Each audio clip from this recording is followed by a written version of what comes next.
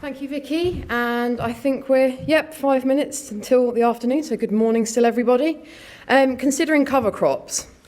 So cover crops, you might think, how do they fit into the IPM triangle?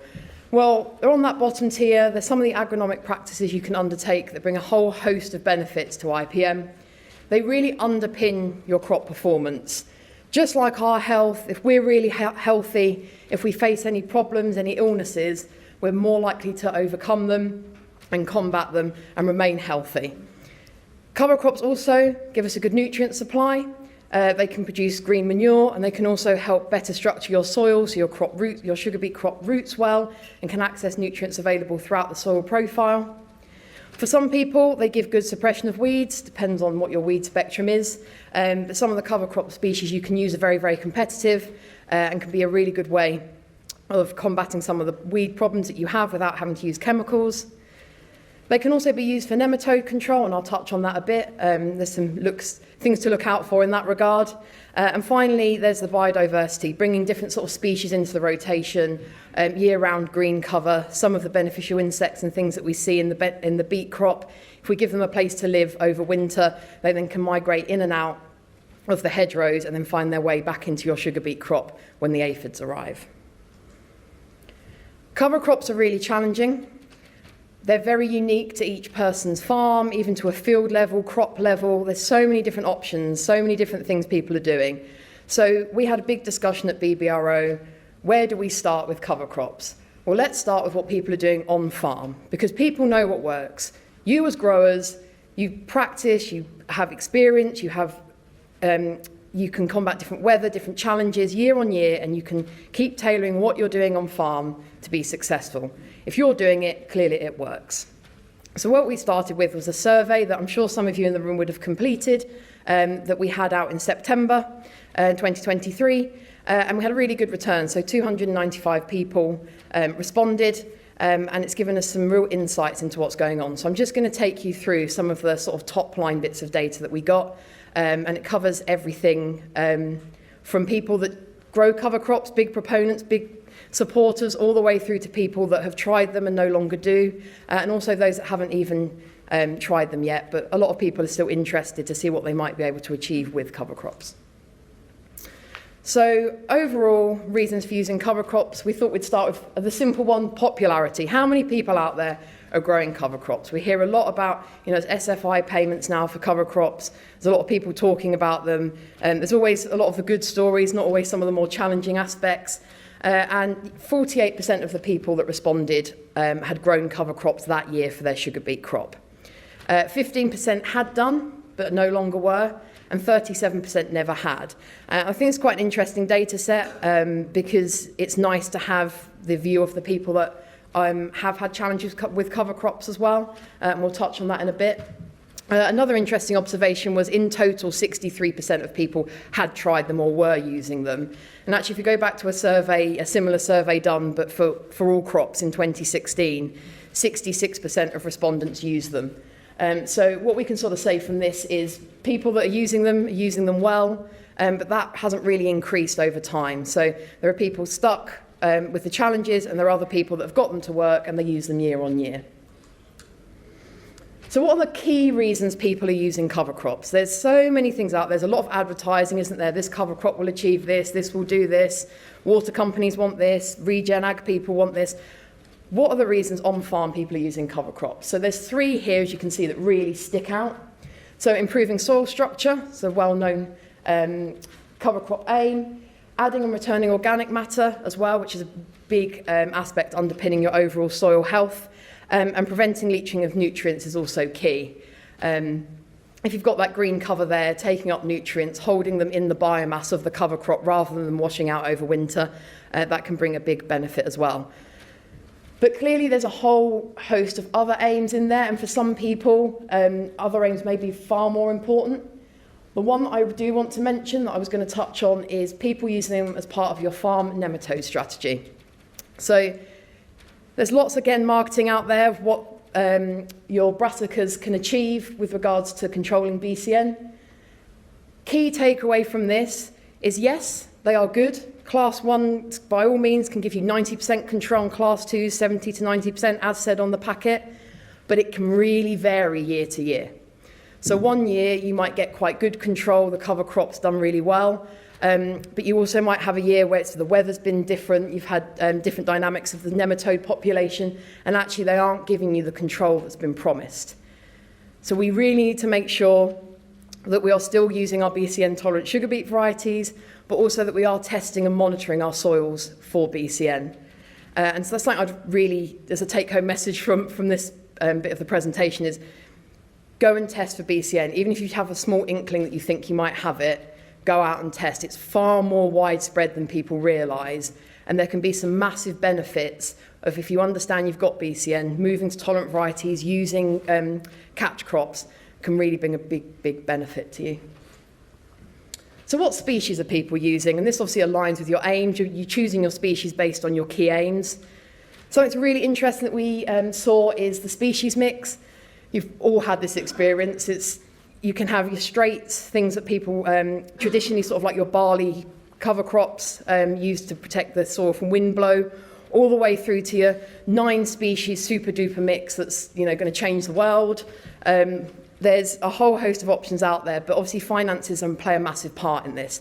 And I think a really, really good message is 2 to 3 species is really effective. You don't have to be more complicated than that. Yes, it can look pretty, yes, it can look nice, but 2 to 3 species that are all trying to achieve your aims. So you've set your aim, I want to improve my soil structure. If you choose your species based on that, 2 or 3 of the bit of a mix is fine. You don't need to overcomplicate it, and you don't need to have a fancy mix of your 1-2 sunflowers per square metre that look pretty. So keep it simple, keep it straightforward, and make sure it establishes well. That is the key part of your cover crop management. What are our 6 most popular species? Oil radish sticks out there.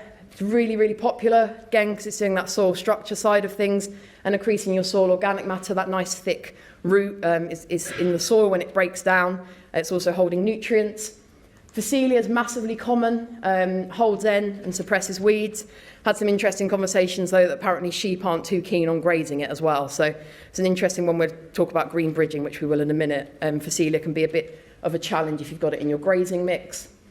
Vetch is a brilliant one because it's a nitrogen fixer.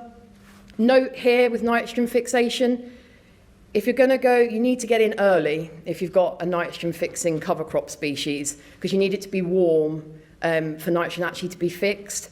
If you're drilling later, you're busy with cereal harvest and it's getting a bit cooler and you're a bit later with drilling your cover crop, you're not going to necessarily get the benefit from your legume species in there. So that's just a little watch out. Black oats, massively popular, really good to have a cereal in there, again, for a bit of diversity in your mix. It's nice, good growing, again, benefits soil structure, very competitive, so it can suppress weeds, and because it produces a lot of biomass, it's very good green manure. White mustard can be fantastic. It puts on a hell of a lot of biomass, has nice flowers if you do want a cover crop that looks a bit pretty out the kitchen window. It's very good at holding end because it grows very vigorously, again, so it can compete with weeds, and it's good green manure. And finally, one of the more traditional ones, so stubble turnips, obviously been in the rotation for a long time for a lot of people as a traditional forage crop before sugar beet, but I will touch on some challenges with brassicas shortly.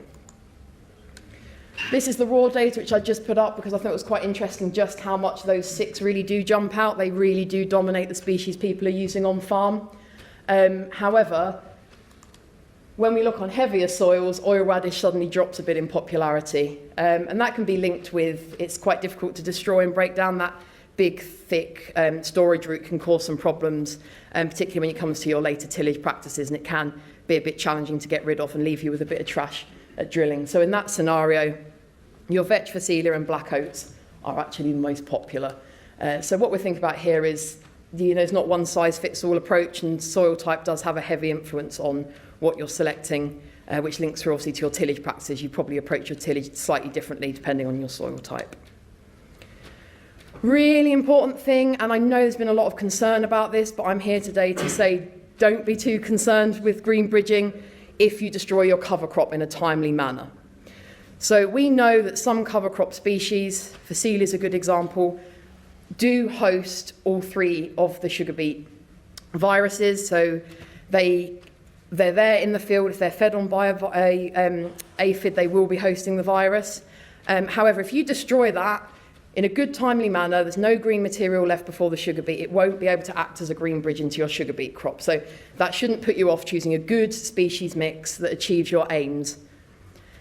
Obviously, though, we want to make sure you've got the information based on this, because you might be on a soil type, or you might have a system where you can't get very good timely destruction. You might be a bit later than some people are. So we're currently undertaking work. Eleanor, who's here today, somewhere at the back, she's doing this work. So she's growing all the different cover crops that came up in the survey in these controlled environment chambers. And what we're doing is we're putting them in the different virus cultures, letting the aphids feed on the cover crops, and then seeing if they host. But that's only one part of the story, as I've just said. The other part is, does the aphid then want to feed on that cover crop species, which is what we need to happen for it to be transmitted into the sugar beet crop. Phacelia could be absolutely full of virus, but if a Mysis persicae doesn't feed on it and then feed on the sugar beet crop, it's not transmitting, is it? It's not a massive risk. So that's the more challenging part as a scientist to test, trying to see if aphids will feed, because ideally we do it in a field condition and actually transmit the virus on. But fundamentally, whether they host virus or not, getting good timely destruction is really important. So this takes us on to some of the questions we asked about destruction of cover crops. So what's our primary method of destruction? We acknowledge that people have a bit of a mixed approach. Some people might graze and then glyphosate as well, but we wanted primary. What do you mainly rely on? And unsurprisingly, glyphosate was very, very popular. And what's in this, we put just glyphosate, but I know a lot of people have put 2,4-D in as well, which can give you good control of very high biomass brassicas as well. So we're sort of generally talking about chemical control, which again, if done in a timely manner, gives us really good control and destruction of the cover crop. And livestock grazing, of course, is very popular as well, can potentially be another source of income. However, there's also stories of where grazing can be really challenging, cause a lot of compaction and cause issues down the road. So again, it's not a one-size-fits-all approach. The method of destruction will fit very much into what you consider in your rotation. That's highlighted on livestock grazing, where people on heavier soils don't tend to graze so much because they're struggling with sort of compaction and poaching going into the sugar beet crop. And as we know, having a good fine tilth at drilling for sugar beet is key to crop performance. So when our cover crop's being destroyed, I've just said green bridging, we need to avoid green bridging. So 5 to 6 weeks, I'll just keep saying it, 5 to 6 weeks before we're drilling sugar beet, we need cover crop destruction to just stop that green bridge from happening. What is brilliant news is that's what people are doing. So that's really reassuring from our point of view. You're already doing what you need to do to stop that green bridge from occurring. Obviously people grazing, maybe using ploughing, are leaving it a little bit later. But again, if they're getting true destruction of that green biomass before the sugar beet is in, then we're in a good place. So that's a really good news story, and something that we need to just keep continuing to keep an eye on and make sure that we are getting good destruction of cover crops. We also thought that it'd be interesting to talk about impact of tillage practices. It's no secret that sugar beet is a challenge when it comes to tillage. Particularly, you hear a lot about regen, looking after our soils, and sort of potatoes and sugar beet always then sparks a bit of a debate. Obviously, it requires a lot of soil movement often to establish a good crop. But as we move towards less intensive tillage practices, how is that impacting on cover crop choice? So most of the cover crop species are very similar between the different tillage approaches. On the survey, we had 66% of people undertaking conventional tillage, 34% reduced. I did like the person that was doing reduced tillage and ploughing. I thought that was an interesting record. But again, it was self-defined, so we didn't stipulate what we thought was conventional or reduced. But the key one that stuck out, which I've put an arrow on here, is white mustard. And I touched on it earlier. It can be a very high biomass, very vigorous cover crop species. So getting destruction and achieving a fine seed bed when there's a lot of trash can be quite difficult. So it appears that people taking a reduced tillage approach are less keen on using white mustard. So on to the challenges of cover crops. I've just touched on one of them there. So trash at drilling of sugar beet, which 24% of people observed. But establishment of the cover crop itself can be quite challenging.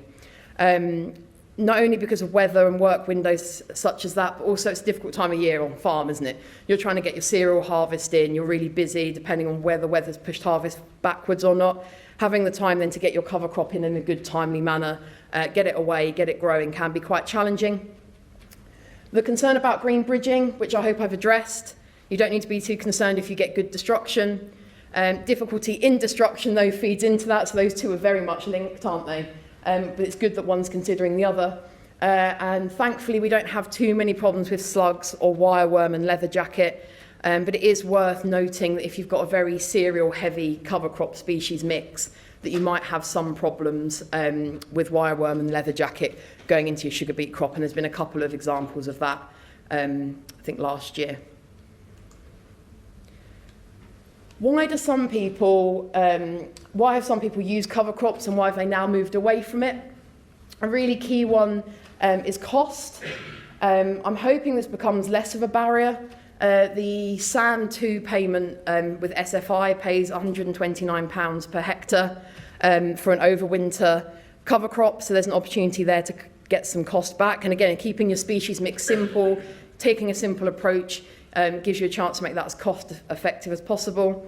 Again, being worried about destruction, which I totally understand, there is a risk there, particularly with more turbulent weather patterns. Knowing you're going to get good destruction and then get timely drilling of your sugar beet crop in can definitely be a challenge.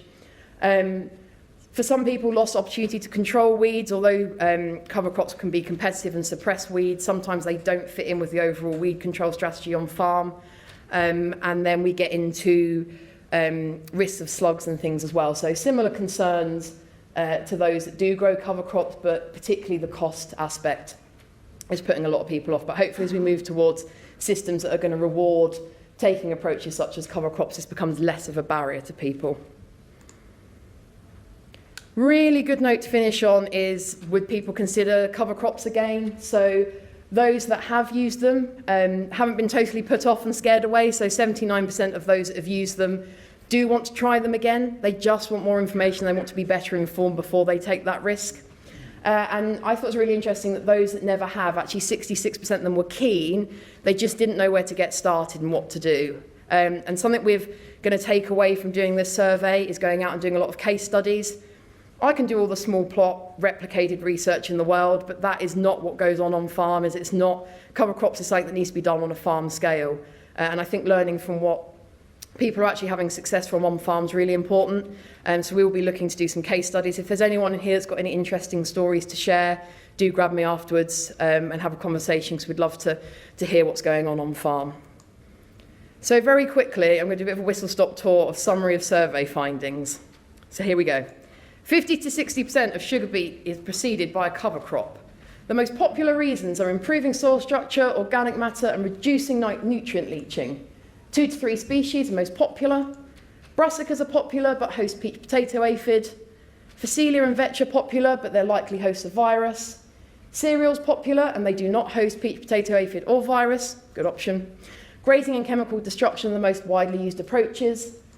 Cover crops destroyed 5 to 6 weeks before sugar beet drilling, avoiding the green bridge, really key, that really good that that's going on farm. High biomass cover crops avoided on heavier soils. Key concerns for those growing cover crops is establishment of the cover crop itself, but also trash drilling of the sugar beet crop. Those that aren't growing cover crops are worried about cost, destruction, lack of labour because they're at the cereal harvest and weed control. But finally, lots of growers who are not using cover crops are keen to, if these challenges can be overcome and mitigated, and that's where BBRO's role comes in, with informing people and getting the information out there for you to make those decisions. But that's a lot of information, isn't it? So if there's 4 things I could just highlight for when you leave the room later: be clear on what you want your cover crops to achieve, select your cover crop mix based on these aims, but also consider your BCM risk, ensure timely and thorough destruction to eliminate that green bridge. And I'm really keen on this one. If you're unsure on cover crops, you really don't know where to start, have a go, have a play on a small area. There's lots of information available, people to speak to. Come and speak to us at BBRO and we can go through the survey data in more detail, sort of come up with a plan. But don't be afraid to give it a go, because they can be really, really rewarding when they work well. And that's that. Thank you very much for listening.